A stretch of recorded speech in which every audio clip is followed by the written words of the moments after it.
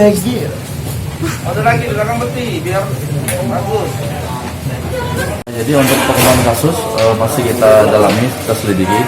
Untuk sementara itu masih laporannya masih 4, 2 di Polres, 2 di Polsek Barat. Namun demikian dari pengakuan tersangka dan juga ada pengakuan beberapa saksi bahwa untuk tersangka pernah melakukan sebanyak 11 kali dari 2018 sampai 2020.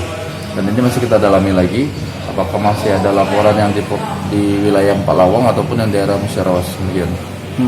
Jadi korban itu di Empat Lawang atau Lubuk-Linggau? Di Lubuk-Linggau, untuk sementara di Lubuk-Linggau. Karena untuk si tersangka kan domisili di Lubuk-Linggau. Modusnya kemarin kan masih yang cak kemarin, apa ada beda lagi modusnya? Sama seperti itu. Jadi yang bersangkutan atau tersangka istilahnya itu keliling-keliling membawa motor, kemudian di tengah jalan siapapun yang ditemuin anak kecil langsung dirayu untuk diajak berjalan-jalan itu demikian. Dan untuk hukumannya dia mana? Hukumannya itu bisa di atas 9 tahun itu, karena kita pakai undang-undang perlindungan anak. Di mana korbannya kan kebanyakan anak-anak. Iya. Jadi memang undang-undang khusus spesialis. Jadi memang ancamannya lebih berat daripada korban dewasa. Karena anak-anak kan benar-benar di atensi. Bisa 15 tahun juga?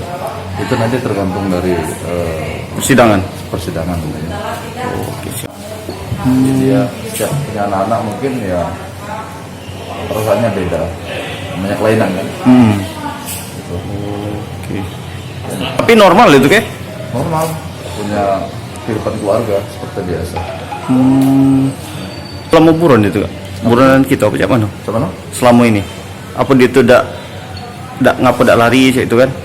ya mungkin karena kan setiap melakukan aksinya dia sering pakai menutup kepala kan, masker, jadi kan, dan nggak ada saksi, jadi dia merasa aman.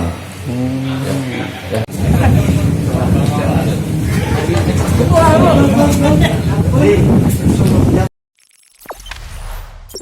Jangan lupa subscribe, share, komen, dan like ya.